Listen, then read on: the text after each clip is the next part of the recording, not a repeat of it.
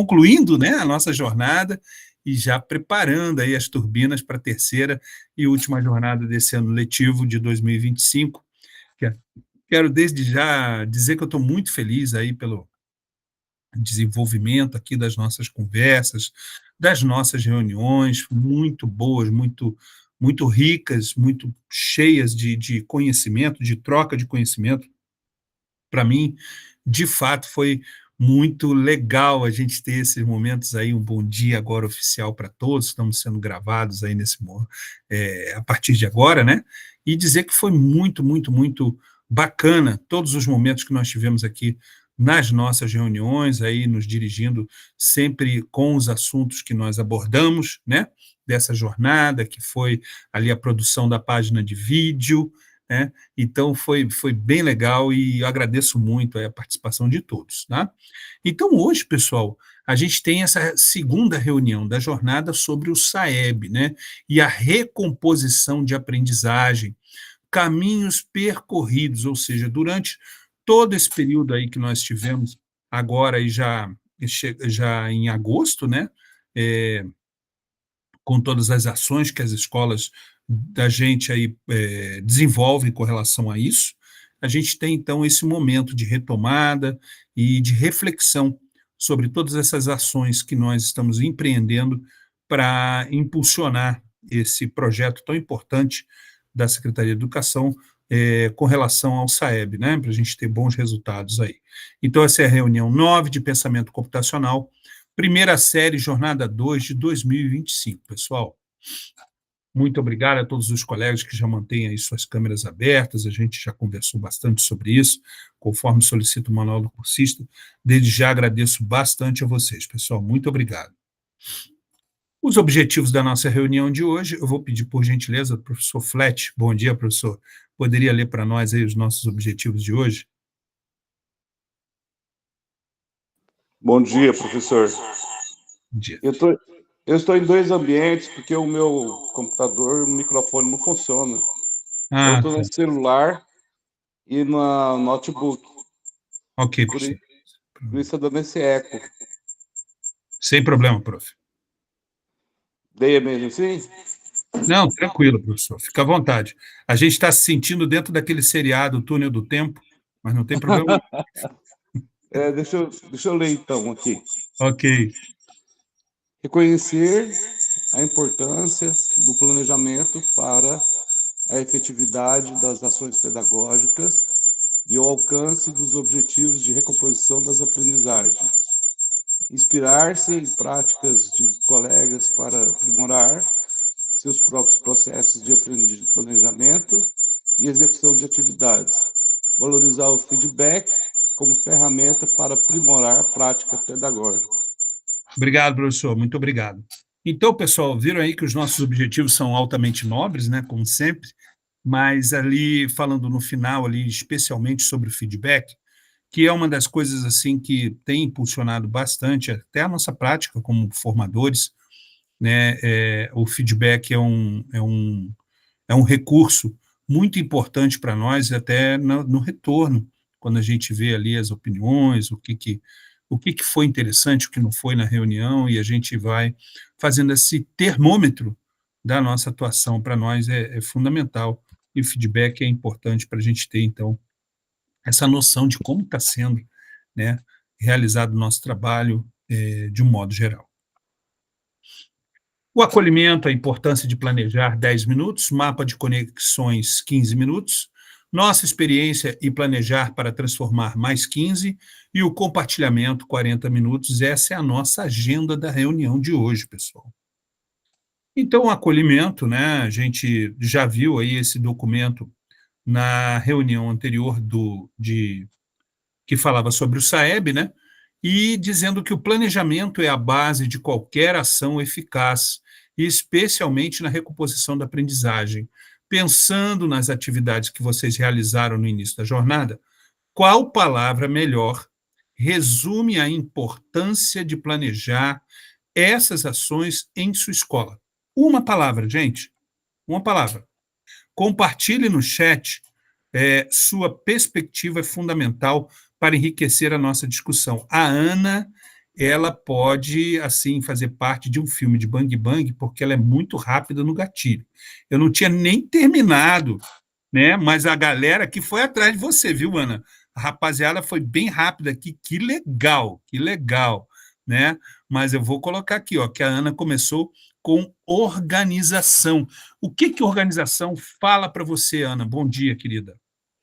Bom dia, pessoal. Bom dia, professor. Acredito que a organização ela é fundamental para todos os segmentos, desde o chão da escola, a parte da questão estrutural, a parte da limpeza, e aí vai subindo os níveis, equipe pedagógica, a equipe de professores. Então, a organização ela é fundamental em todos os sentidos para que as coisas elas caminhem para um objetivo comum. E no nosso caso aqui, pensando nessa recomposição das aprendizagens e do planejamento, não seria diferente, porque a partir de um planejamento, a gente consegue manter a nossa organização para atender a necessidade daqueles estudantes ou daquela determinada turma. Eu acredito que ela seja um passo fundamental aí para todos os segmentos escolares, porque sem organização vira uma bagunça, um caos, né?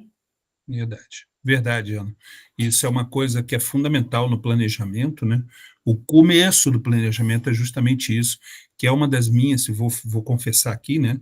Dos meus grandes desafios é justamente aprimorar a questão da organização, principalmente de horários, da questão das agendas aqui das reuniões, a gente vê os tempos corretos.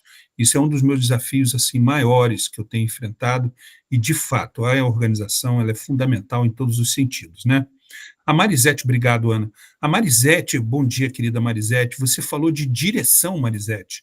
Em que sentido a direção assim que você gostaria de especificar para a gente, por favor? Eu ia colocar norte, mas eu achei que ficava mais estranho, né? Mas direção é exatamente no sentido de norte, né? Se eu planejo e eu sei aonde eu vou chegar, eu vou naquela direção. Eu vou caminhando as etapas, eu vou fazendo as etapas acontecerem até eu chegar naquele ponto comum que eu, né, tinha planejado anteriormente.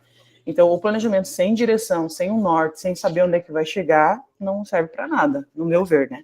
Foco no objetivo, Marisete, muito bom, é isso mesmo. Você tem que ter foco. Organização e foco são duas coisas fundamentais aí no planejamento, senão a gente planeja para nada, né? Se eu chegar para a minha diretora e falar que um dos meus objetivos é justamente a direção, ela já vai me sair me dando os tapas aqui, porque ela fala assim, você está louco?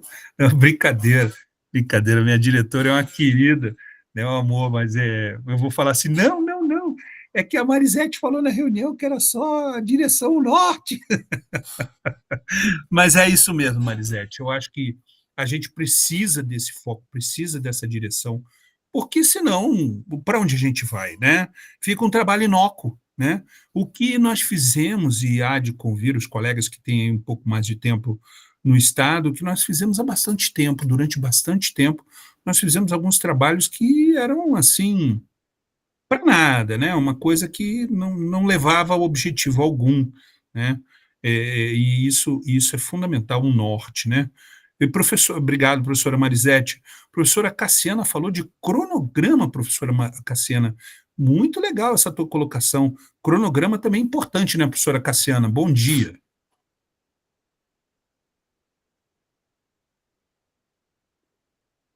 Cassiana está ouvindo a gente? Agora tô. Ah, Pode legal. falar, professor. Então, eu citei aqui que você colocou aqui como palavra específica da questão do planejamento, cronograma, né, professora? Coisa Eu, importante. eu acho que é um dos principais. Eu sou até meio chata para isso, porque como eu gosto de ter as coisas organizadas nesse sentido do cronograma, eu gosto que meus alunos tenham também. Então, assim, eu não gosto de coisa, não, é para amanhã, do nada, né? A gente sabe que às vezes mesmo o aluno, que é o nosso caso, que é o médio, ele trabalha já também, né? Então, eu acho que o cronograma é fundamental. Até porque o combinado não sai caro daí, né? Verdade, combinado não sai caro, professora Cassiana, perfeito. E ontem eu estava lembrando aqui, quando você falou de cronograma, eu ganhei um presente de uma colega ontem à noite, né, que foi o cronograma do segundo semestre lá da nossa escola, né, que as pedagogas elas tinham ultimado, né, então ela estava fazendo alguns xerox lá para os colegas que estavam em trabalho naquele momento, a gente estava em monitoria, vocês sabem que agora a EJA tem aquelas turmas semipresenciais e a gente estava ali, por coincidência, no mesmo horário de monitoria de algumas turmas, né? Então ela chegou, olha, gente, quem quer o cronograma aqui do segundo semestre? Eu falei, opa, tô junto. E aí ela me entregou e foi muito legal, porque ela ainda explicou ali os itens do cronograma, foi bem, bem interessante. Isso é muito importante mesmo, Cassiana, porque a gente tem uma noção do tempo que a gente tem como disponível para o trabalho, né? Muito obrigado pela tua colocação, viu, Cassiana? Inclusive, essa colaboração que a professora teve comigo, né, a professora Vilma, de matemática, né? Inclusive, o pessoal brinca muito, porque eu sou Fred e ela é Vilma, já viu, né? O que tem de brincadeira lá na escola com relação a isso muita coisa. Você está rindo, né, Hugo? Mas eu falo muito lá, quando eu chego na sala, né? É aula de quem agora? Aí eu fico brincando, eu falo, olha, é aula da professora Vilma, hein? E aí o pessoal começa a rir, porque tem essa coisa do Fred Flintstone. Mas, de qualquer maneira, foi uma colaboração preciosa, uma das muitas que a gente tem ali entre nós, professores, e isso é muito importante também no trabalho do planejamento, né, professor Hugo? Bom dia. A colaboração, né? Bom dia, professor Fred, bom dia, colegas. Sem sombra de dúvida, né? A primeira palavra que eu pensei foi colaboração, porque, embora a recomposição de aprendizagens recaia sobre os componentes português e matemática, a participação de todos os outros componentes é fundamental para que se atinja o objetivo, que é elevar o nível na escala de proficiência SAEB dos nossos alunos, né? A nossa rede estadual ela se encontra aí entre os níveis 2 e 4, sendo a maior parte dos alunos no nível 3. Então, todas as outras disciplinas, elas têm como colaborar, trabalhando paralelo às disciplinas de língua portuguesa e matemática, conhecimentos que envolvam aí a análise, a leitura, a interpretação de dados, gráficos, tabelas, né, inferência em texto. Então, tudo isso a gente pode trabalhar nas outras áreas, né? A matemática, embora ela seja uma ciência exata, ela não existe sem uma interpretação. Então, todos os outros componentes são essenciais aí para ajudar nessa recomposição de aprendizagem, por isso que eu coloquei a colaboração de todos nós, professores de todas as áreas, né, nesse processo aí que avalia a recomposição das aprendizagens. Perfeito, professor Hugo. E na sua fala, você denotou para nós uma coisa que é muito importante para a gente durante o nosso trabalho, que é o conhecimento de alguns números que são fundamentais para orientar, para nortear esse planejamento. Então, o professor falou aí das avaliações, de algumas avaliações, e a maioria dos alunos estão na média 3. Isso é fundamental, porque senão, de novo, a gente vai fazer um trabalho inócuo, um trabalho para o nada. Então, esses números, tem alguns colegas que muitas vezes cai ali naquela prática muito simplista de ficar só criticando por que dos números, por que tanto número, por que tanta estatística, tanto. É importante para a gente planejar o roteiro do nosso trabalho na sequência. Então, isso é muito, muito, muito importante na questão do planejamento, professor. E denotou também da parte do professor, uma coisa que também é característica dos demais colegas, que é justamente a dedicação, professor, a procurar, a entender esses números e procurar se informar, né, para a gente poder fazer um trabalho adequado. Muito bom, professor, parabéns aí, muito obrigado pela sua colocação. E tanto que dedicação é o que o professor Daniel aqui nos contribuiu, aqui como fala, né, professor Daniel? Bom dia. Dedicação é importante, né, professor? Bom dia. A primeira palavra que me veio à mente, porque pensar em recompor, em refazer, em reorganizar, e esse planejamento, para mim, requer muita dedicação, de ambos, né? Não só dos colegas professores, mas da escola como um todo, né? Como a professora colocou antes, né? A organização, ela está em todos os setores. E pensar a recomposição dentro do colégio estadual, para mim, hoje, é repensar, discutir, escutar o colega, o que deu certo para um, o que não deu para outro. Se não deu, o que você conseguiu analisar, o que você percebeu, por que não deu certo, e se deu certo, o que você fez que deu. Eu acho que eu tenho aprendido muito. O Formadores, para mim, foi uma luz no fim do túnel, né? Então, essa disciplina, para mim, é nova, sou professor de arte, sou músico, minha formação é música, e o Formadores, para mim, faz eu perceber o quão é importante essa conversa, esse debate, essas experiências, e é claro que eu vou anotando e vou me apoderando desse conhecimento de vocês para melhorar a qualidade da minha aula. Ô, Tanto é professor, que maravilha. falar em HTML e CSS, para mim, era uma coisa de todo mundo. E agora, pelo menos os primeiros passos aí, tá decoradinho aqui na cabeça, consigo organizar eles, é a conta no GitHub, faz assim, vai ali, aperta esse botão, tá decoradinho na minha mente, graças a Deus. Então eu agradeço e vejo que a dedicação é a chave do negócio. Oh, muito obrigado, professor Daniel. É isso mesmo, a dedicação é tudo. E agora que o professor falou aí da sua formação na música, eu agora já fiquei cabreiro, professor, porque eu vou fazendo essas seleções aí das musiquinhas que eu apresento aí para receber bem vocês aí, enquanto o pessoal vai entrando na reunião, né? E eu falo, pô, agora eu tenho que prestar mais atenção aí no que eu estou escolhendo, porque Eu posso, senão já viu, né? eu posso falar com toda certeza, você tem um gosto musical fantástico, professor. Não é Obrigado, qualquer um que tem esse conhecimento, essa experiência musical, não. É fantástico. obrigado. Eu sou do Obrigado. rock and roll, confesso, Uhum. mas eu admiro muito a música popular brasileira. E a seleção que você coloca aí é as melhores, pode ter certeza. Opa, graças a Deus, coisa boa, professor, valeu. Aliás, Parabéns. só para colorir aí o assunto, temos Zé Ramalho aí nos próximos dias Nossa, aqui em maravilhoso. Curitiba. Maravilhoso. Sensacional, né? Maravilhoso. Poeta incrível, né? Sim, sim. E O poeta intérprete também, musicado. né? Muito bom. Obrigado, professor. É Obrigado. nada, imagina. Professor Flat também falou de direção, né, professor Flat? Direção importante, né, professor Flat? Isso, importantíssimo para, como a professora falou, usa um conceito da geografia, né? É um norte, né? No sentido de que dá a direção do seu trabalho, né? Em que ponto você quer chegar com os alunos naquela determinada faixa etária e nível de escolaridade, porque se não tiver direcionamento, você está lá no terceiro ano dando aula, eu dando conteúdo ainda de outros anos que não tem muita necessidade. E assim, então a organização dá esse direcionamento. No passado nós tínhamos mais liberdades para fazer esse planejamento, e às vezes eu confesso que eu me perdia no meu próprio planejamento. Mas com o advento aí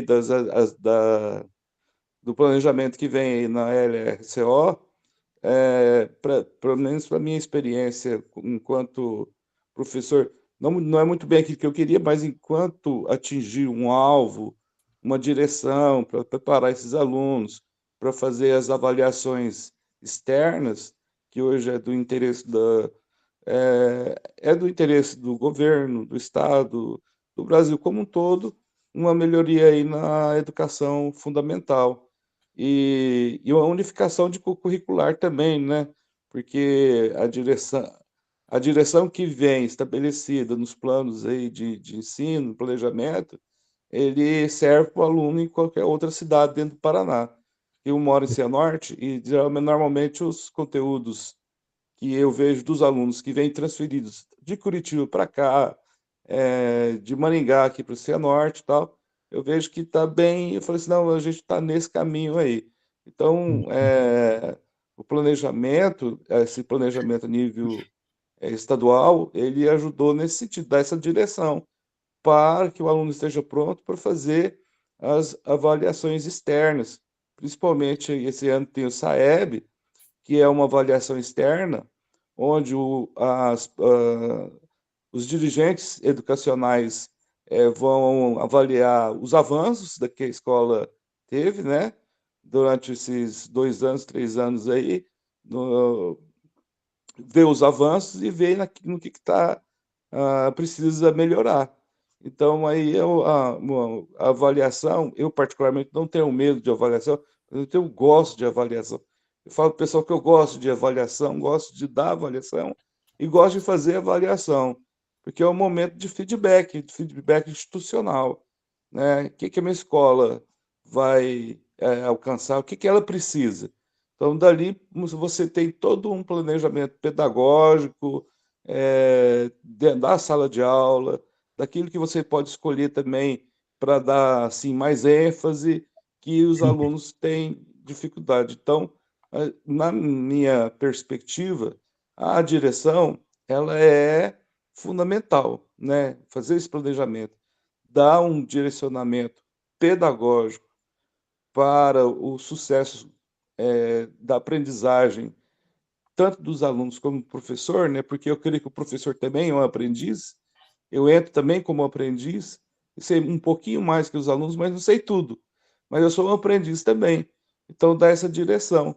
E a avaliação, ela vai me mostrar onde que eu estou falhando para melhorar enquanto profissional, enquanto ser humano, enquanto alguém que está ajudando uma outra pessoa a entrar aí no mercado de trabalho e ser um profissional de sucesso. Então a Perfeito, direção para mim é um aspecto muito importante. perfeito, professor. Fundamental mesmo, especialmente nesse componente curricular que a gente está vendo agora, como a gente entra, às vezes, em sala de aula, comigo isso foi, assim, muito concreto, né? Como que a gente entra em sala de aula, muitas vezes, como aprendiz mesmo, né? As crianças me ajudando a entender, ali no início do pensamento computacional, o que que era, né, as ferramentas digitais que a gente ia utilizar a partir de então, né? E eles me ensinando isso, e de fato essa tua visão é perfeita, professor. Direção no trabalho é tudo. E essa direção, esse foco, esse planejamento, tudo isso que foi falado para a gente agora até aqui, né? Ela gera uma coisa muito importante também, né, que às vezes até tira um pouco a nossa tranquilidade, o nosso sono mesmo, porque será que isso tudo que eu planejei vai dar certo? Será que isso que a secretaria está mandando para mim como base do meu trabalho, né, Flet, que foi muito importante essa tua citação também, desculpem, será que isso vai ser efetivo na minha escola, no meu trabalho pedagógico? Isso gera o quê? Gera expectativas, né, professor Algaci? As expectativas que são geradas com todo esse planejamento, todos esses itens que nós debatemos até aqui, né, professor Algaci? Bom dia. Bom dia a todos. Não sei se está saindo direito o som, que Tá estava sim, travando o microfone. Ah, tá. tá tranquilo, É, sim.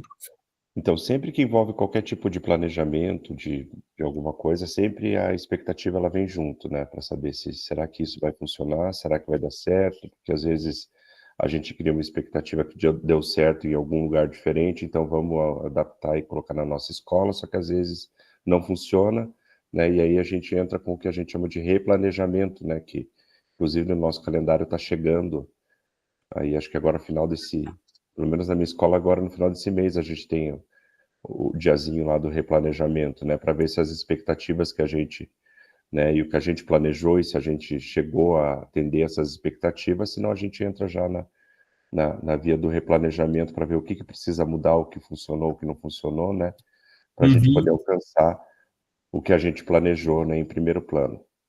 Acho que é mais ou menos isso. Mais ou menos nada, professor, certinho, é isso mesmo, é isso aí. A gente tem essa coisa da expectativa mesmo para tudo na nossa vida. Aliás, ultimamente, alguns colegas até sofrem um pouco com ansiedade, justamente por isso, né? Porque as expectativas que são geradas para nós são altas, né? São altas expectativas e a gente espera sempre um sucesso muito grande em tudo aquilo que a gente faz, não só no trabalho escolar, como na vida pessoal também. E o mundo moderno, isso tem gerado aí grandes, até mesmo, disfunções, alguns problemas de saúde. E eu estou falando agora na questão do exagero, né, da expectativa, mas, por outro lado, também é bom a gente ter esse friozinho na barriga, né, para saber se vai dar certo ou não, se vai ficar tudo bem ou não, e é uma coisa muito grande, né, o processo educacional. Veja que interessante isso parte de um microtrabalho, que é o nosso, dentro da sala de aula, com os nossos alunos, para um grande, gigantesco trabalho, que é a educação do Estado, né? E fazendo reflexo, inclusive, na educação nacional. É uma coisa fazendo reflexo na outra, as leis e tudo, enfim, todas as partes que são direcionadas no resultado todo da nossa educação, fazem essa expectativa também aumentar. Mas eu agradeço muito as contribuições, muito interessantes, muito obrigado, pessoal, e tenho certeza que vocês devem estar constantemente pensando nesse sentido, no sentido da melhoria do processo educacional, partindo do trabalho de vocês, que certamente é muito bom dentro das suas escolas. Muito obrigado, gente. A importância de planejar, olha só. O planejamento, gente, é a chave para transformar desafios em conquistas, garantindo que cada estudante recomponha a sua aprendizagem. Então, para isso, a gente precisa sempre mapear as defasagens, personalizar as intervenções, focar nas habilidades essenciais e acompanhar as ações desenvolvidas. Olha, na época que eu me formei, e eu não vou nem falar aqui quando eu me formei, porque eu tenho vergonha, né? Então, eu já estou, assim, um pouco, já assim, vocês são muito jovens aí, na minha idade já um pouco avançada, então eu não vou nem falar em que ano que eu me formei, não vou dizer que foi no início da Antiga República, porque pode ser que o pessoal até se espante, né? Assim, nossa, esse cara ainda está aí, meu Deus do céu. Não, mas brincando um pouco, mas na minha época, quando eu estudava essa questão de metodologias do ensino, de didática, voltada para o ensino público e para o ensino privado, havia uma diferença, né, nessa época, na minha faculdade, pelo menos, o pessoal falava nos dois tipos de educação, era uma coisa assim meio abjeta, mas enfim, né, era o período que a gente vivia. Então, se falava muito em coletivo de alunos. Então, na minha formação, que foi uma formação altamente tecnicista, então se falava no coletivo de alunos. Ou seja, se passava régua, né, naquele coletivo e se entendia que todos os alunos deveriam agir da mesma forma, entender no mesmo momento, aprender no mesmo instante, como se fosse uma produção industrial, né? Tanto que as salas de aula, elas são uma carteira atrás da outra, justamente para imitar ou para, assim, emular uma produção industrial do conhecimento, como se todas as crianças aprendessem ao mesmo tempo, como se o que eu estou falando aqui agora para vocês, todos estivessem entendendo no mesmo instante a mesma coisa, né? E isso não é verdade, a gente sabe que não, que a gente tem diferentes particularidades, origens, etnias. O nosso povo é um povo muito rico nesse sentido, e a gente não pode nunca esperar que a gente tenha um conhecimento produzido no coletivo, de forma instantânea. Não, muito pelo contrário. Nós temos muitas e diferentes e diversas demandas dentro de uma turma, né? Defasagens, então, meu Deus, o que não falta, né? Principalmente no período da pós-pandemia, nós já vimos lutando ali até o período pandêmico, né, no início da pandemia, nós víamos já lutando com isso constantemente. Essa recomposição de aprendizagem no estado do Paraná já teve várias denominações, né? Uma delas, a mais tenebrosa, é o que eu acho assim, de lembrança, né? Que eu acho assim pior do que um filme tipo Sexta-feira 13, né? Alguma coisa assim, né? Era a tal da correção de fluxo, sabe? Correção de fluxuidade. Tomara que nenhum de vocês tenham passado por essa fase aí, Deus o livre, porque foi terrível você pegar crianças de 15, 16 anos na antiga quinta série, atual sexto ano, né, e colocar todos numa turma especial, juntar todos eles numa mesma sala e dizer que aquela turma ali agora era de correção de fluxuidade, que teoricamente você teria ações específicas para que esses alunos recuperassem os aprendizados perdidos durante todos os outros anos, em que eles reprovavam repetidamente, né, constantemente, todos os anos letivos eles já reprovavam várias vezes, e que ali, justamente naquela turma, eles seriam, então, todos aprovados e bem-sucedidos nesse processo. O que não se falou em nenhum momento no projeto de correção de fluxuidade era como isso se daria de forma específica e efetiva dentro da realidade da escola. Então, foi um desastre, né? Foi, assim, uma coisa que teve muitos reflexos depois, posteriormente, que realmente nas administrações educacionais seguintes não foi retomado, graças a Deus. Mas, no entanto, a gente sempre teve essa preocupação de trabalhar com a recuperação de estudos, e hoje em dia é conhecido como recomposição de aprendizagem, né? Então, a gente teve ali no período pandêmico, só para a gente começar a comentar sobre isso, um período em que nós estivemos, obviamente, dentro de casa, todos nós, as escolas fechadas, todo mundo isolado por conta da pandemia. Depois desse período, né, durante esse período, a gente pouco teve contato com as crianças, ali primeiro no momento assíncrono, né, numa plataforma assíncrona de ensino, que era o Classroom, e depois na parte síncrona, que foi a partir dos Meets, né, que começaram, então, a ser realizados, depois a volta, o retorno gradativo à escola, enfim, foi um momento em que o processo de ensino ele se interrompeu da sua forma tradicional e se deu a partir de processos alternativos de forma digital. E isso tem, de fato, ali nos trazido aí algumas reflexões sobre essa situação, e hoje em dia a gente vê grandes ou não tão grandes resultados, tão bons ou tão ruins, depois de todo esse processo. E é nesse sentido que a preocupação com a recomposição de aprendizagem se dá atualmente, colegas, mas uma forma de você recuperar não só aquilo que já estava sendo, já estava em defasagem antes do período pandêmico, como também o pós-período pandêmico, né? Lembra lá no início do ano, que a gente, na reunião, nós colocamos lá os anos série dos alunos que estavam na pandemia, para qual ano série eles estavam agora? Foi justa essa a maior preocupação de atendimento a esses alunos, né? De como eles vão estar daqui para frente, não só nos resultados dos exames externos, mas também nos seus próprios resultados, no seu desempenho, estão aprendendo, estão conseguindo assimilar alguma coisa, né? E aí a gente fez aquele mapa de conexões, né, que durante a reunião 2 dessa jornada, fomos convidados a registrar nossas iniciativas de engajamento no percurso de ações para o SAEB. Dentre as ações planejadas, qual foi a que teve maior destaque em seu contexto de atuação, né? Qual foi a que teve maior destaque no seu contexto de atuação? Gente, eu tenho aqui um Padlet, tá? Que eu gostaria de tentar, com esse Padlet, passar para vocês, né? Mas só que assim, o que acontece?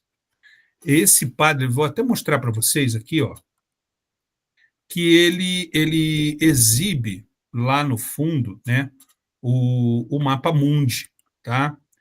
Mas eu não sei por que esse Padlet ele ficou muito lento, tá?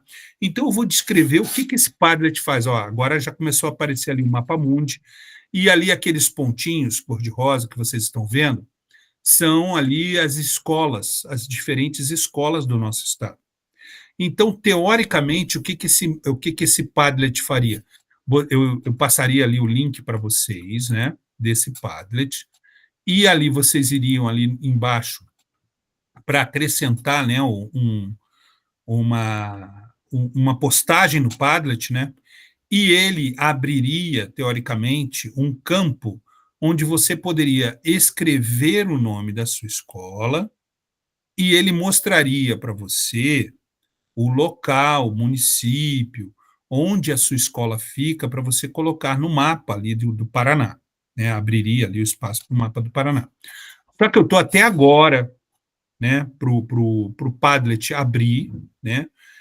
Foi feita uma orientação para que nós fizéssemos uma clonagem desse Padlet, eu fiz, continua do mesmo jeito, bem lento, então eu não vou passar essa dinâmica para vocês, tá? Infelizmente, ela não vai ser produtiva, né?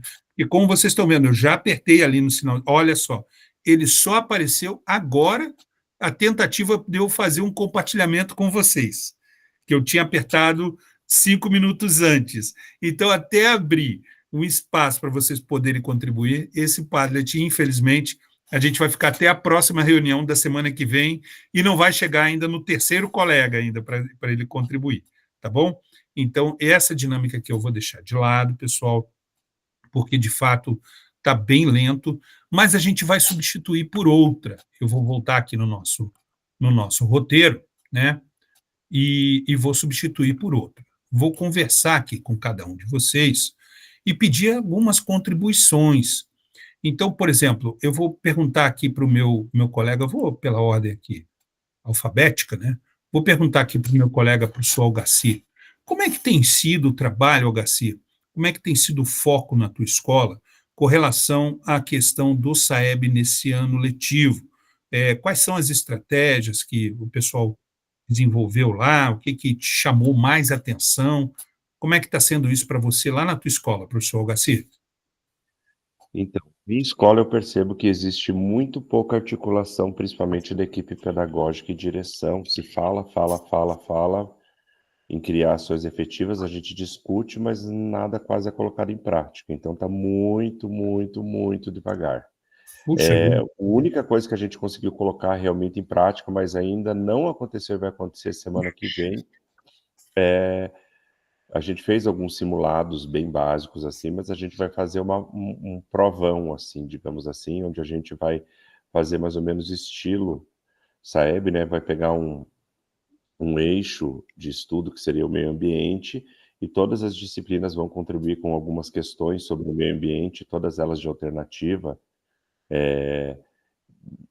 que vai gerar o aluno a refletir, pensar, interpretar, colocando dentro de todo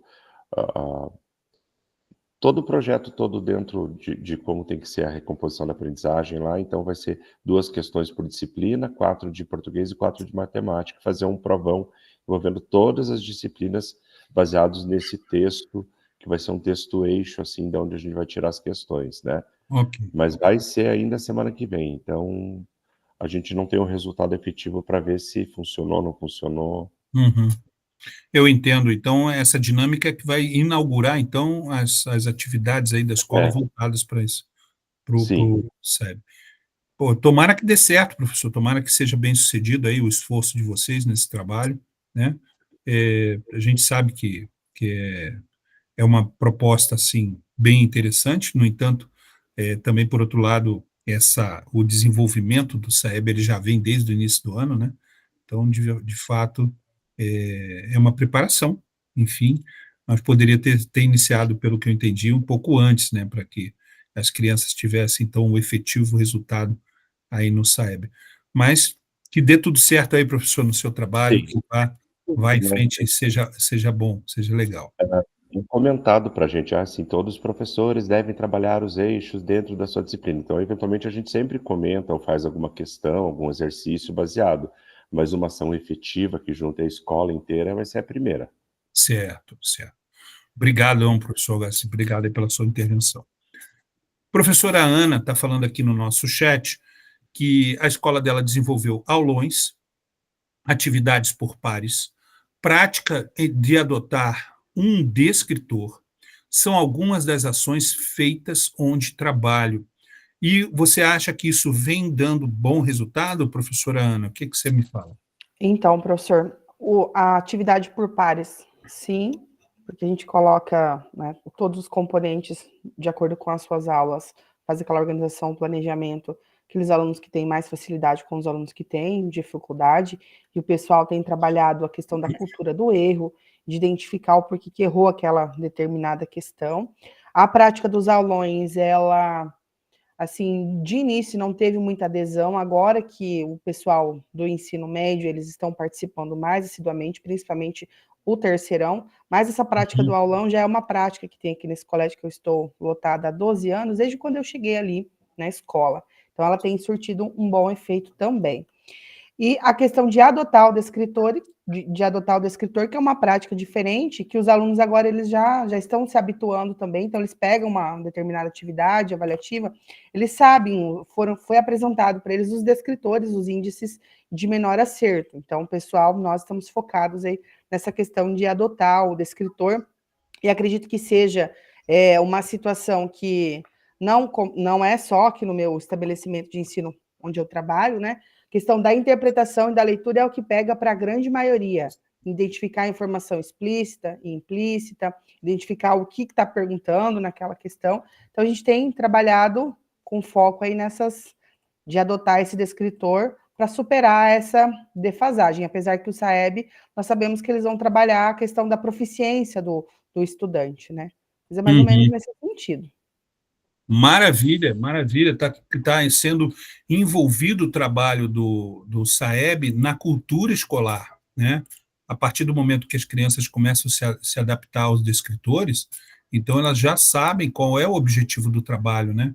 Muito interessante, professora Ana, muito interessante. Só para finalizar, professor, eu esqueci de falar que, assim, uma preocupação que a gente sabe que alguns alunos, eles pegam essa avaliação para fazer quando o professor está aplicando, e a gente sabe aquele aluno que leva a sério e aquele aluno que não leva a sério. Então, um grande desafio também é de que forma que a gente pode engajar esse aluno que está desmotivado, que está desinteressado, que responde qualquer coisa nessa avaliação, porque a gente sabe que vai gerar um impacto negativo.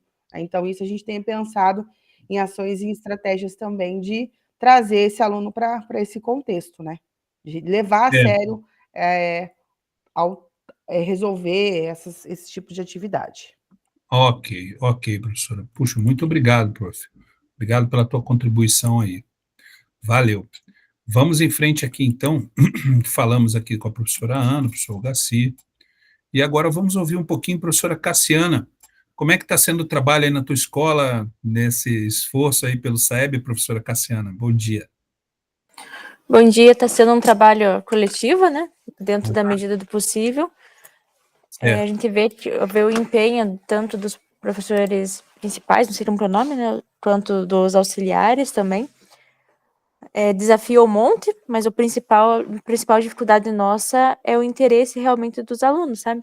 De realmente lerem o que for proposto, tentarem fazer de verdade, porque a gente escuta muito, eu chutei qualquer coisa, então, às vezes já teria ali aquele conhecimento, né, já poderia ter sido melhor, mas não foi por causa do desinteresse. Entendi. E infelizmente, tá em peso essa principal parte, sabe? Então, por mais que seja feito coisa diferente, né, pipoca, levado para a sala para tentar melhorar, mas a preocupação nossa é isso, é fazer com que eles realmente façam, né? É a boa e velha cultura escolar dessa forma atuando negativamente, né? Porque é engraçado, às vezes um vira para o outro, e aí, o que você fez na prova? Eu não fiz nada, cara, eu não sabia nada. E acham isso muito engraçado. Mas até fala. na prova Paraná mesmo, tipo, da matéria de robótica também, né? Caiu, às vezes, exatamente as mesmas coisas que eu trabalhei com eles. Teve alguns que falaram, nem li a prova, professor. Então, vou fazer o quê, né? Pois é. E é uma coisa, assim, muito, muito visível.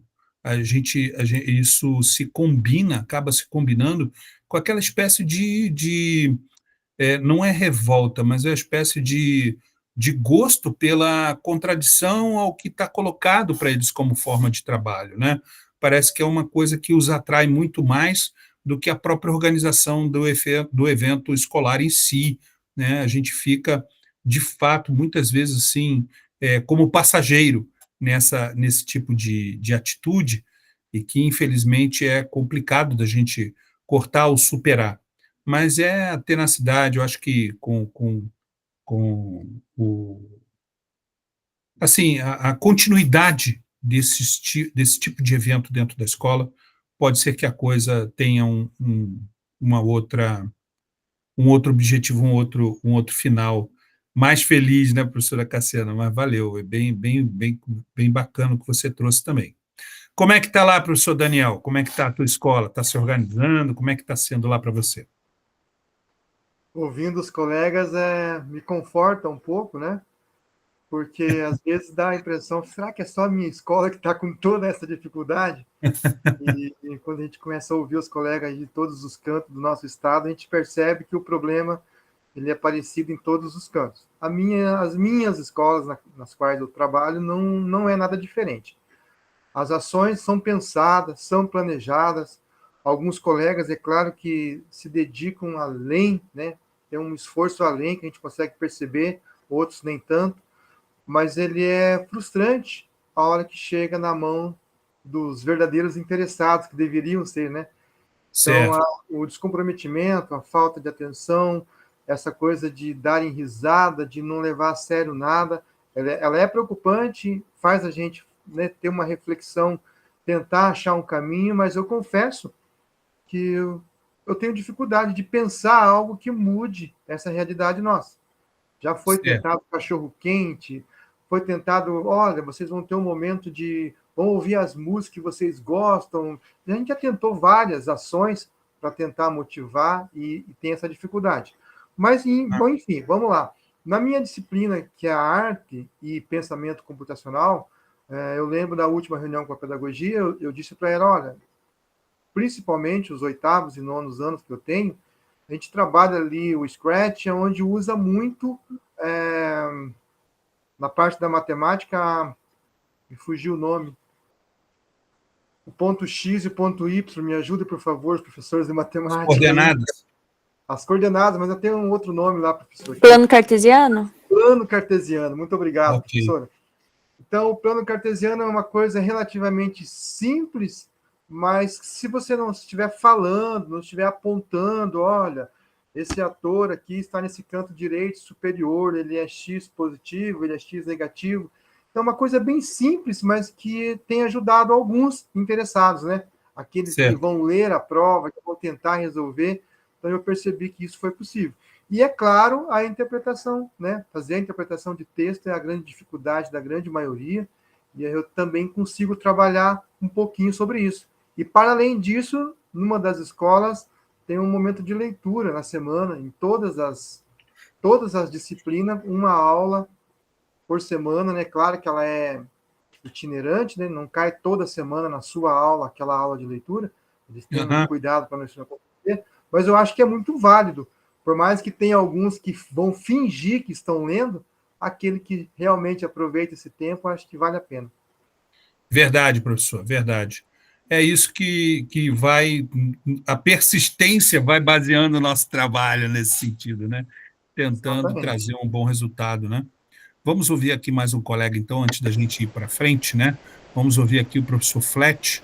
E aí, Flet, como é que está sendo o trabalho aí na tua escola, querido? Bom, pessoal, eu trabalho em 2 escolas, né? Então, uma escola em Cianorte, com 1.500 alunos, e outra escola numa cidade próxima aqui a Cianorte, que tem, acho que 300 alunos.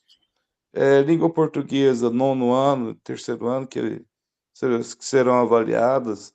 Lógico que a gente está auxiliando nos outros anos também para que eles possam fazer no futuro SAEB.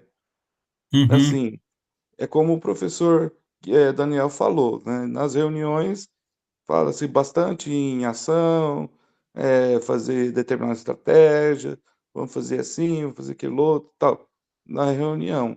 No plano prático, né, do dia a dia, eu vejo que nem nada disso tem acontecido. Então, a escola ela tem as intenções, mas não tem a realização. Perpassa muito pela dificuldade também de indisciplina e falta de engajamento Certo. dos alunos. Eu dou aula de língua portuguesa e, assim, passo textos, né? Então eles não leem os textos, nada, marca X. Alguns não sabem nem escrever ainda, essa é a realidade. Uhum. 9º ano, 3º ano. Tem alunos que ainda não sabem escrever. Eu mostro para o pessoal, olha, esse aluno não sabe escrever. E ele foi Certo. empurrado até o 3º ano. Então, assim, é um grande desafio. Há uma certa, vamos fazer, mas não na prática não se faz nada. Uhum. Tem o SAEB, fala que tem o SAEB, mas uma outra ação, como essa do cachorro-quente, uma outra premiação, não sei se isso também, né, não estou discutindo essa questão, seria pertinente para que a pessoa, o aluno, se despertasse para fazer uma prova, a importância da prova SAEB. Então, Entendo. assim, a mentalidade é que o SAEB é bom para a escola, para ele não. Certo. a prova alongando, né? A prova Paraná é bom para a escola, para ele não. Para ele Então, não. assim, não existe envolvimento, nenhum tipo de engajamento por parte dos alunos. Não são todos. 98% não tem Meu engajamento. Deus.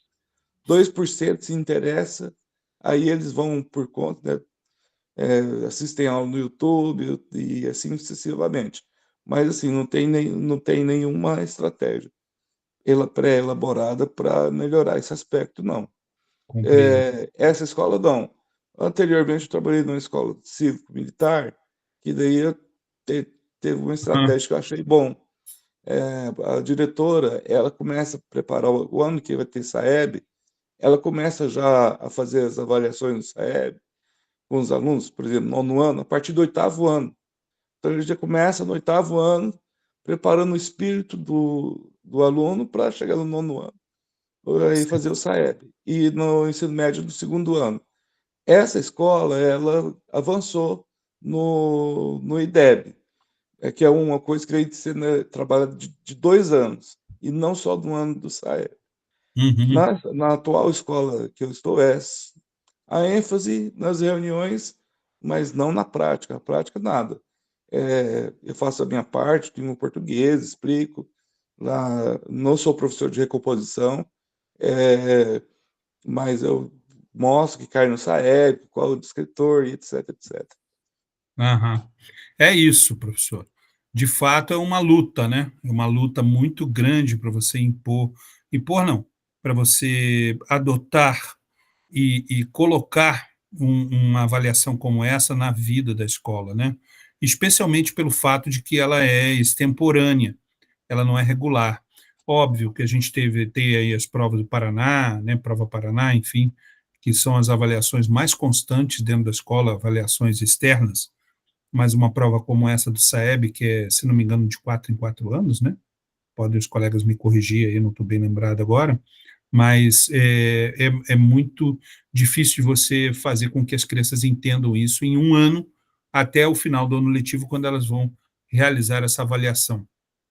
De todo modo, o esforço para que isso ocorra e também os trabalhos que são desenvolvidos, principalmente nas disciplinas de português e matemática, associadas às outras disciplinas correlatas dentro dos seus campos de suas áreas de conhecimento, né?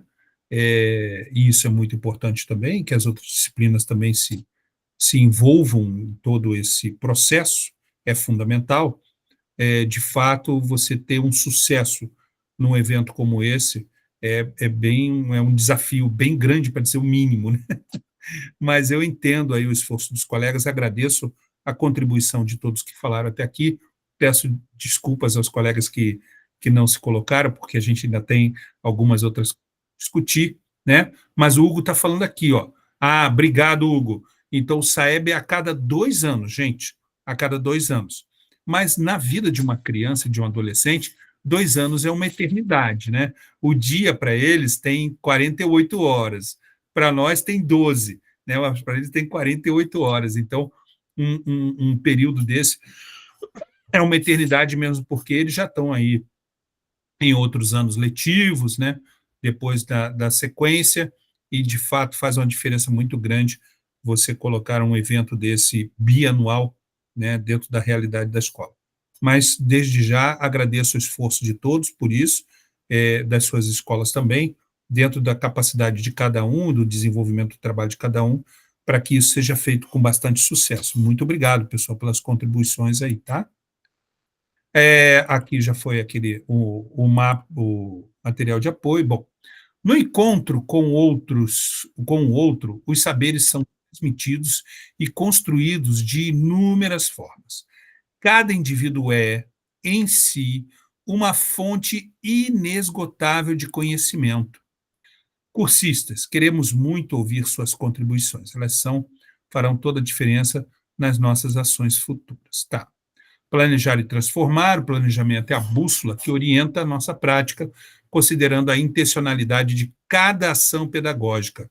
O aprimoramento contínuo do planejamento potencializa a recomposição das aprendizagens dos nossos alunos, né? Então, eu fico, assim, muito, muito, muito admirado quando eu vejo ali algumas colegas que eu tenho ali na minha escola, que elas têm cadernos, gente, que são verdadeiras obras de arte, canetinhas de diferentes cores, tabelas elaboradas à mão, uma forma assim incrível. Tem uma professora colega lá que ela faz uma reta assim sem régua, que é uma coisa assim, eu falo, meu Deus, essa moça ela nunca vai ter Parkinson, né? Porque ela faz uma reta assim muito direitinho, muito bonita, e de diferentes cores, coloca ali todo o seu planejamento, coloca ali tudo assim, as avaliações da turma que você tem o RCO, mas ela gosta de fazer aquilo ali também numa tabela à mão física dela, para ela ter a conferência disso na hora do conselho. É muito legal. Eu não chego nem aos pés disso aí. Meus blocos dentro da minha mochila estão todos cheios de orelha, tudo dobrado ali, minha caneta Bic já está cortada no meio. Então, eu fico pensando assim, puxa, é onde eu tenho que me esforçar para melhorar, no aprimoramento da minha organização pessoal, né? E quando você planeja, você tem que partir de uma organização pessoal, de uma organização própria. E é nisso que eu tenho que me esforçar e me aprimorar, para que os meus planejamentos saiam realmente de forma efetiva. E o que tem acontecido comigo ultimamente, depois de tanto tempo de escola e de trabalho mesmo em sala de aula em planejamento, enfim, que a gente sempre faz, né, todo ano. E na EJA é legal porque você retoma esse planejamento a cada semestre, né? Você tem aquele momento de estudo e planejamento que você faz essa retomada a cada semestre do seu planejamento, porque a coisa recomeça, né, por blocos, enfim. E é muito interessante ver que eu tenho cada vez mais tentado afinar o meu planejamento que eu faço do meu componente curricular com a realidade dos meus alunos. Eu procuro fazer isso a cada ano que passa, sabe? E eu vejo que nisso aí eu estou tentando me aprimorar, mas a questão da organização eu ainda estou devendo um pouco. E agradeço muito a contribuição dos colegas nesse sentido, porque, além de tudo, estimula a gente a procurar organizações melhores para a nossa vida de professor, né? Então, gente, aqui é a surpresa da reunião de hoje, por isso que eu corri um pouquinho. Vejam que eu tinha falado na semana passada que era a última reunião de programação. Tudo bem, mas isso aqui que foi trazido pela nossa coordenação é tipo um extra, né? Um negócio legal ali que a gente pode colocar na nossa fileira de vídeos, na página de vídeos, né? É um hover, gente. O nome disso aí que vocês estão vendo no GIF é hover. É quando você passa com o botão do mouse em cima do vídeo que está te interessando, está te chamando a atenção, e esse vídeo ele se destaca, ele como se acende uma luz em cima dele, né, para você escolher, né? Então você tem esse hover e você tem o efeito hover, né, na fila de vídeos, e aqui estão os códigos para você. E onde que a gente vai colocar esses códigos aqui, professora Ana? Esses códigos ali, onde é que você acha que a gente coloca? No HTML ou no CSS?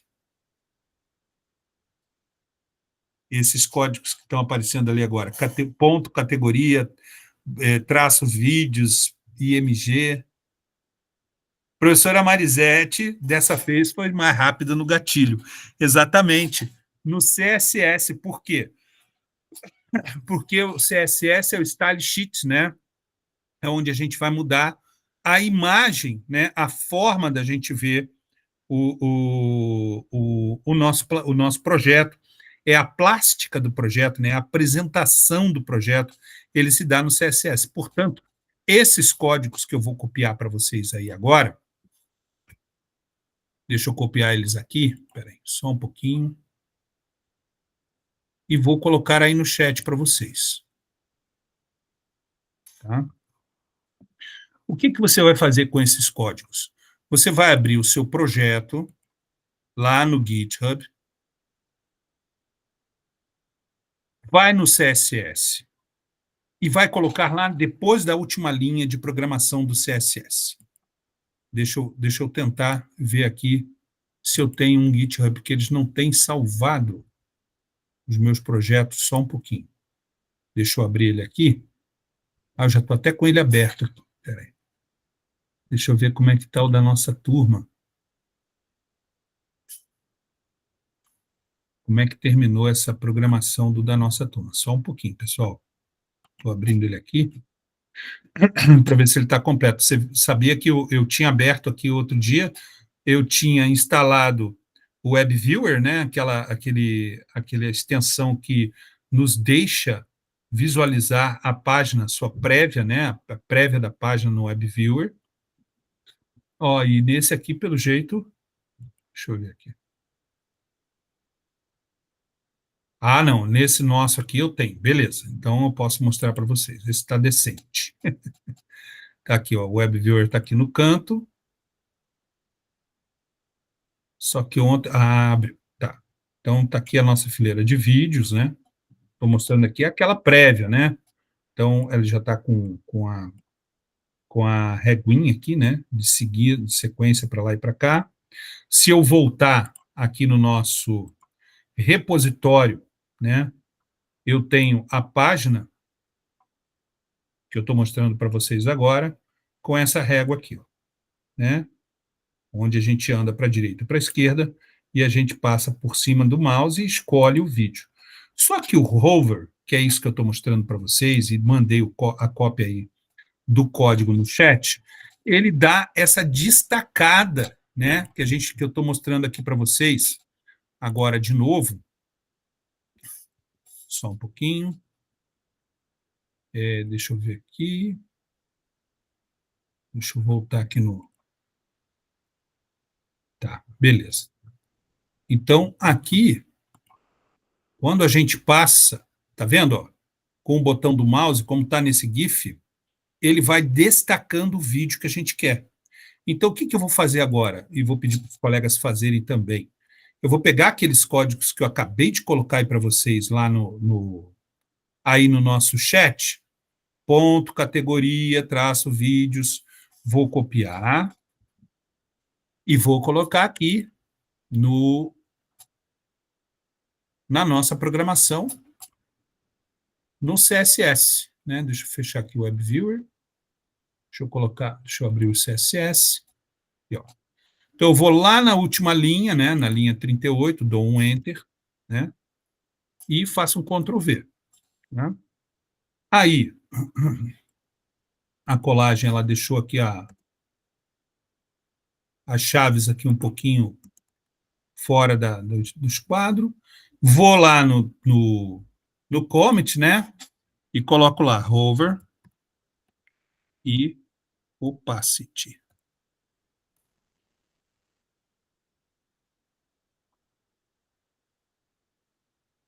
Pronto, foi salvo.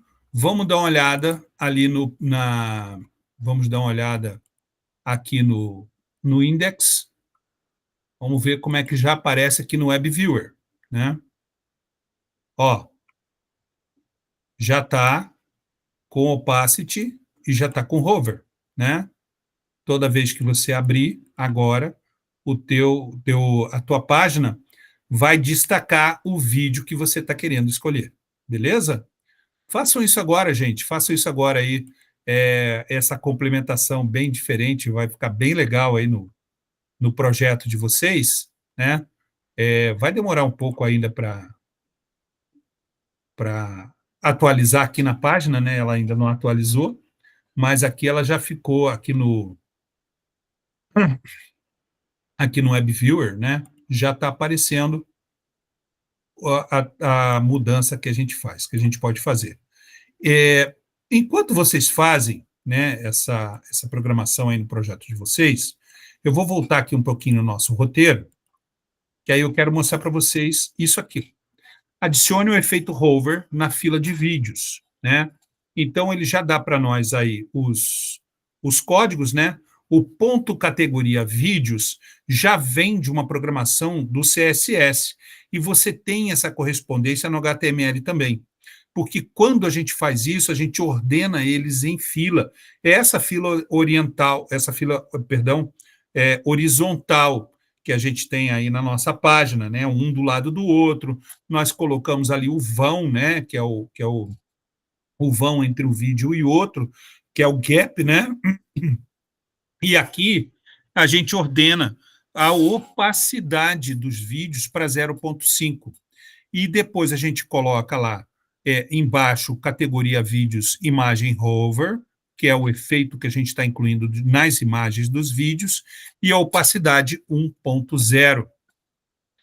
IMG é para a gente estilizar todos os elementos IMG dentro da tag, com a classe categoria vídeos. Vocês lembram que a gente fez isso, a gente colocou uma classe dentro da divisão, né, dentro da div, categoria vídeos lá no HTML. E é justamente essa classe que a gente chama no CSS. Coloca ali, ó, ponto categoria vídeos. A gente está chamando a classe, e isso demonstra na programação que a gente quer, então, essa alteração bem na classe que a gente estipulou, que a gente quer colocar o quê? O hover. Aí você vê na linha de baixo da programação, você aumenta um pouco mais a opacidade, né, por conta do hover que você instalou dentro da classe, tá? O IMG hover, ele aplica a estilização apenas quando o mouse passa por cima do elemento. Então, ele só vai fazer o efeito hover quando o mouse passar por cima. Caso contrário, vai ficar opaco. A visão fica opaca, não deixa aquela claridade toda que estava antes, tá? E isso é legal por quê? Porque isso destaca o vídeo que a pessoa quer escolher na hora que vai na página, né? Que vai lá acessar a página. Repetindo, pessoal, tudo isso é feito no CSS, que é a parte da programação que fala sobre a apresentação do projeto, a plástica, né, aquilo que a gente coloca de colorido no projeto, as diferenciações da imagem do projeto, os thumbnails, como eles vão ser apresentados, o seu tamanho, né, tudo isso a gente organiza também no CSS. Uma coisa não pode ser independente da outra se a gente quiser que a programação dê certo, tá bom, pessoal? Então, deixa eu ver aqui enquanto eu estava falando, deixa eu ver se já atualizou aqui a página. Não atualizou ainda, às vezes demora, mas dá para a gente ver lá no Web Viewer que essa alteração já foi atualizada aqui no Web Viewer. A gente já consegue ver o hover funcionando, tá? Voltando aqui para a nossa reunião. Pois não, professor Daniel, diga, querido. Professor, eu estou anotando tudo no caderno para me fazer depois, que o meu computador, se eu abrir outra janela, que o coitadinho não responde. Sem problema. Eu tenho uma dúvida para perguntar. Uhum. Então, eu anotando esses códigos aqui que está para inserir lá no CSS, mas, por exemplo, eu tenho uma linha ali, ponto categoria, tracinho vídeos, IMG, abre a chave, e é obrigatório eu já passar para a linha de baixo para colocar o restante dos códigos, que é opacity, 0.5, ponto e vírgula, e na linha de baixo fecha a chave? Sim, prof. Por conta não só da organização da escrita, da sintaxe da escrita da programação, como também para não haver uma confusão de códigos na hora da efetivação do programa. Quando você faz a programação de um programa, então é necessário essa ordenação dos códigos, especialmente no VS Code, um embaixo do outro, para que não haja uma confusão ali da hora da efetivação da programação. Inclusive, você tem uma ferramenta, professor Daniel, aí na escrita, na sintaxe, que é a organização do texto, que você pode organizar esse texto na hora que você está programando. Aí o próprio VS Code, ele organiza o texto para você, sabe? Ele deixa o texto mais organizado. Deixa eu ver se é com um mouse, com o botão direito. Go to reference speak, find out rename, symbol, change all documents, formato, relator, share, code, copy, command file, open in web view. Não. Tinha uma você tem uma ferramenta que ela organiza o texto para você, o texto da programação. Eu não estou lembrando agora, alguém lembra onde a gente acessa? Eu acho que é com o botão direito do mouse mesmo, né? Formatar documento, acho que é isso. É que o meu está aparecendo em inglês, mas eu acho que é Format Document. Eu acho que é isso aqui, tá? Aí você aperta e ele vai organizar, então, melhor a ordem do texto que você colocou, tá? Mas, de qualquer maneira, ali no CSS, deixa eu fechar aqui, de qualquer maneira, ali no Style CSS, você precisa, de fato, né, organizar um embaixo do outro, aqui, ó, conforme está aparecendo aí agora, né? A gente precisa, de fato, organizar bem certinho, um debaixo do outro. Inclusive, você viu que na hora que eu colei os códigos aqui na minha programação, as chaves vieram aqui para o canto, aqui, né, na linha 41. Aí eu já peguei elas e coloquei aqui certinho, junto com as outras, uma embaixo da outra, para não ter problema. Inclusive, o que eu não fiz aqui agora, professor, foi pular uma linha, né? Aqui da 38, eu pularia 39 e faria na 40, para deixar mais organizado ainda os códigos. Mas, de qualquer maneira, deu certo, então não vou nem mexer, porque dizem no meu componente curricular que time que está ganhando não se mexe, sabe? Mas, enfim. É isso, prof. E Obrigado.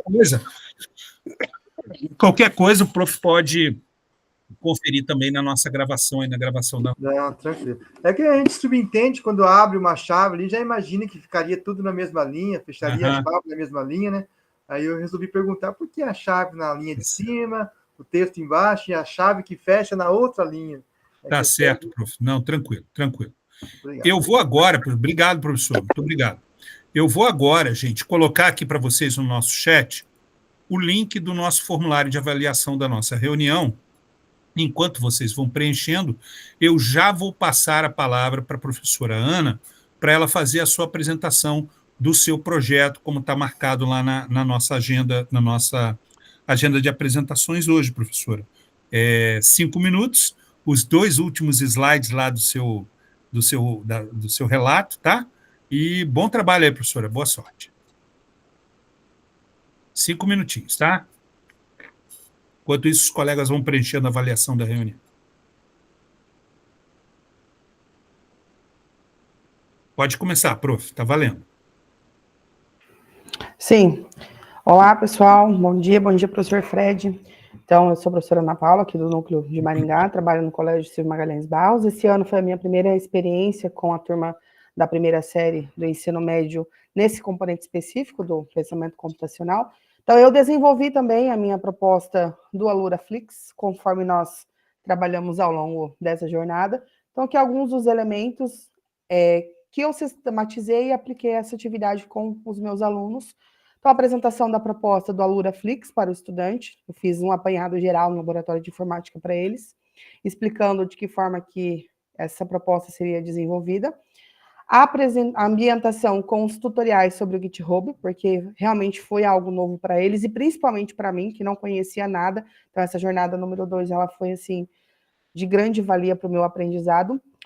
Na sequência, nós criamos a conta no GitHub. Uma coisinha, sim, que deu bastante problema foi aquela questão dos robozinhos, dos códigos lá de verificação.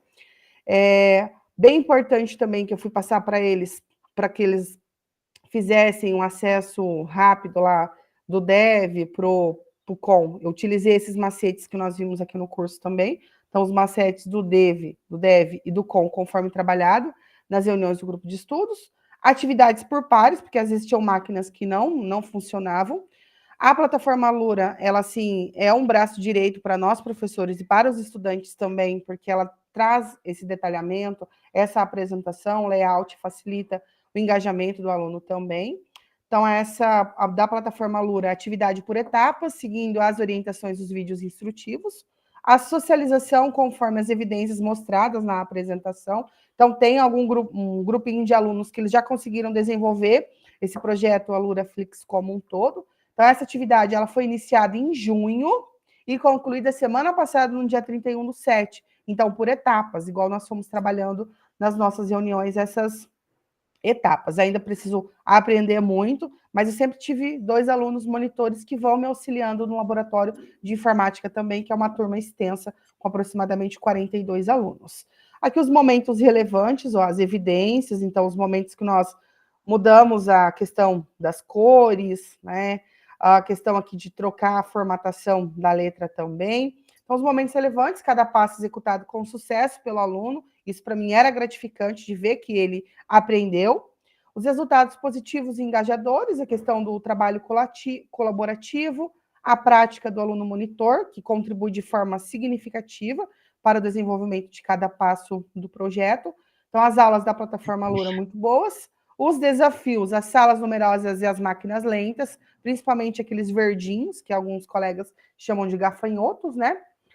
Os resultados alcançados, o empenho da professora, porque eu tinha que fazer várias vezes o projeto, testar, igual o professor Fred falou, vocês só vão aprender se vocês acessarem, testarem, rever o código, rever a aula novamente. Então, eu me empenhei nessa parte também. Não desisti em meio a tantas diversidades e ver esse resultado, ele foi gratificante. Acredito que eu tenho um tempinho aqui ainda que eu estou acompanhando pelo meu cronômetro também. Vou colocar esse pequeno trecho que eu gravei semana passada da página praticamente finalizada de uma estudante, da estudante Nicole. Certo. Ver se vai carregar aqui. Tem ainda um minutinho. Bom, isso para mim é muito gratificante. Obrigada. Então, da aluna Isabelle, do primeiro B deu certo. Então, acredito que seja isso, professor. Maravilha, professora Ana. Nossa, o que dizer desse trabalho maravilhoso que você fez aí com seus alunos? Uma luta, a professora começou aí do zero praticamente, né, professora? E teve aí todo esse trabalho, deixou ali o depoimento dos alunos, depois eu até pedi para a professora acrescentar. Maravilhoso, professora Ana, o seu trabalho, está de parabéns. Excelente, muito legal mesmo. Parabéns, professora. Parabéns. Obrigada, professor. Eu só não havia colocado, igual comentei lá no grupo, que era opcional, né? Eu fiz lá o levantamento com os alunos, com o depoimento, mas aí você solicitou, eu fiz a inserção e espero continuar na terceira jornada para aprender novas coisas, né? Bacana. Obrigada. Professor Algaci, um feedback aí para a professora Ana. O que você achou do trabalho da professora Ana, professor? Cara, que ela conseguiu dar o início e terminar, né? Eu não consegui nem... Eu estou iniciando essa parte aí, então... nem comecei ainda o projeto em si, mas bacana que ela foi ainda indo parte por parte. Realmente é um desafio para nós, professores, que não somos da área, conseguir cumprir todas as etapas até o fim. Volta e meia tem que dar uma retomadinha para ver, esqueci como é que faz tal coisa, amanhã tem aula, como é que faz... Eu fico na minha cabeça, por exemplo, eu tenho aula na sexta, eu já estou pensando aqui o que falta na sexta-feira, o que é o de importante que eu não posso esquecer na hora, mas a gente às vezes acaba esquecendo, mas é uma luta constante. Parabéns, professora, pelo resultado alcançado. Eu ainda espero conseguir terminar esse projeto, porque eu nem consegui começar 100% ainda. Vai conseguir, Algaci. Obrigado aí, querido, muito obrigado. Vamos aí, desculpa atropelamento aí, vamos pedir para a professora Cassiana. Professora Cassiana, 5 minutinhos aí na risca para você. Professora. Tá bom, vou compartilhar minha tela rapidinho. Ok. Eu não mandei ainda, tá? Se precisar de ajustar, eu já ajusto também. Sem problemas, prof. Sem problemas. Então, o meu nome é Cassiana Rivas da Silva, eu trabalho no município de Castro, do núcleo de Ponta Grossa, no Colégio CCM Joana Torres Pereira. Então, a turma em questão, que está carregando aí, é um primeiro ano, né, do ensino médio, nosso primeiro ano A. É uma turma bem grande, deve ter uns 44 alunos mais ou menos, tá? A minha implementação, eu pensei em fazer em 2 partes. Eu fiz em 2 partes, né? Então, a primeira parte, eu fiz uma parte teórica na sala, utilizando a RCO, o Educatron, no caso. Montei slides ali, posso disponibilizar depois, se alguém tiver interesse, explicando HTML, CSS e JavaScript. O intuito deles entender por que eles estão vendo isso, para que serve cada coisa ali, né? E o que faz cada coisa no site. Porque às vezes fica muito confuso para eles compreender essa parte. Então, essa primeira parte foi realmente só conceitos, teoria ali, um pequeno vídeo para ilustrar tudo isso aí. Eu brinco com eles que o HTML é nosso corpo, é nosso osso ali, né? Nossa estrutura. O CSS vem como se fosse meu lenço aqui, né? Minha roupa ali, o que fica bonito o negócio. E o JavaScript que faz funcionar tudo isso aí como um todo. Então, após essa aula, eu entreguei para eles pedacinhos de papel, né? no caso, para que eles conseguissem escrever para mim o que eles entenderam, se eles entenderam ou não. Então, eu deixei no Drive disponibilizado para depois o professor ver, né? E isso aí foi a primeira parte. Na segunda parte, foi o laboratório de informática. Então, a gente tem também bastante alunos na turma, então o laboratório, nesse momento, a gente tem bastante computador verdinho também, mas para nossa situação deu certo. Eu expliquei para eles como criar uma pasta, porque alguns não sabiam, né? Expliquei como abrir o VS Code, como criar um novo arquivo, como separar ali, né, HTML, CSS, tudo certinho, porque sempre tem confusão. Daí a gente fez ali a introdução nessa parte, utilizando o projeto lá dentro do Alura, né? Para que eles compreendessem, fizessem o passo a passo e ver funcionando o site, que eu acho que é o melhor, porque eles se interessem por aquilo, né? Mostrei, se eu apagar ali, por exemplo, no style, ali, apagar o E, ou colocar um número diferente, se eu tentar abrir, se não estiver anunciado ali dentro do código, ele não vai achar, ele não vai entender. Eu vinculei como se fosse o CPF, né? Se me chamar pelo meu CPF, sou eu. Se mudar o número, deixa de ser, né? Para eles Muito entenderem bom. essa parte. Então, a minha intenção foi essa, passar para eles como criavam a pasta, os arquivos tudo certinho, como eles testavam, para que eles, por si só, né, consigam aí desenvolver os projetos. A gente fez aí numa turma grande, igual foi falado, eu tive um resultado bem legal, os alunos colaboraram entre eles aí mesmo, né? Teve parte mais difícil para até eles conseguirem abrir. Essa, na foto em questão, é a nossa aluna autista. Ela conseguiu fazer tudo bonitinho, lógico, a professora de apoio, né? Mas, assim, é bem gratificante a gente ver que aí a inclusão pode ser feita, né? A tecnologia, ela não exclui também. Então, Que ela maravilha. conseguiu fazer sozinha ali, né? Dentro dos limites dela, né? E a professora que avaliou a minha implementação foi a professora de apoio, pensando que ela já estava na sala, estava acompanhando tudo, né? E acho que seria isso. Tive um resultado legal. Eu acho que essas duas abordagens foi suficiente, assim, lógico, para introduzir para eles o assunto. Obrigado, professora Cassiana. Que excelente surpresa aí, aluna autista participando também, né? Maravilha, professora. Que legal, que legal. Pode abrir de novo, só rapidinho, professora Cassiana, para a gente tirar uma foto aqui. Eu ia fazer uma foto bem na hora que você estava apresentando, aí você fechou. Enquanto você vai abrindo, obrigado, professora. Enquanto você vai abrindo, eu vou pedir a gentileza da professora Marisete fazer um feedback aí da apresentação da professora Cassiana, professora Marisete. Sim. Eu acho que é importante, né, que a Cassiana fez, porque eu fiz com a professora de inglês um texto em inglês sobre o GitHub, essa importância deles entender primeiro o porquê, né? O porquê do programa, onde que usa, por que usa, por que fica daquele jeito, assim como ela relatou ali. E eu vejo que ela tem facilidade, acho que já trabalhava, né? Não sei se é esse a questão ali, mas a Cassiana acho que já trabalhava com esse tipo de programa, né? Porque eu vejo que ela tem uma desenvoltura maior ali, né? Diferente de mim, que é o primeiro ano que pego esse componente curricular. Então, fluiu mais o trabalho. Então, parabéns para a professora Cassiana, porque conseguiu cumprir todas as etapas, né? Como disse meu colega ali antes, né? Coisas que eu não consegui. Claro, vou relatar semana que vem o porquê que não deu tudo certo, né? Ok. Mas eu acho que é isso aí, parabéns. Muito obrigado, professora Marisete, obrigado, professora Cassiana, pela apresentação. Gente querida, quero deixar para vocês um abraço muito caloroso, que Deus abençoe uma semana, uma continuidade da semana aí perfeita, cheia de alegrias, de realizações, e até a semana que vem, então, com a nossa última reunião dessa jornada, pessoal. Um abraço, até mais. Tchau, tchau, boa semana. Tchau, professor, tchau, colegas, tchau, gente. Tchau, até mais. Tchau, até mais. Professor, tem que entregar até semana que vem o relatório? Até a sexta-feira, professor Flet. Dessa semana? Isso, mas fique tranquilo. Se o professor não conseguir, tá valendo ainda, professor, tá bom? Não, eu já implementei, só vou digitar e mandar. Maravilha. Um abraço. Até outro querido. Até quarta-feira. Tchau.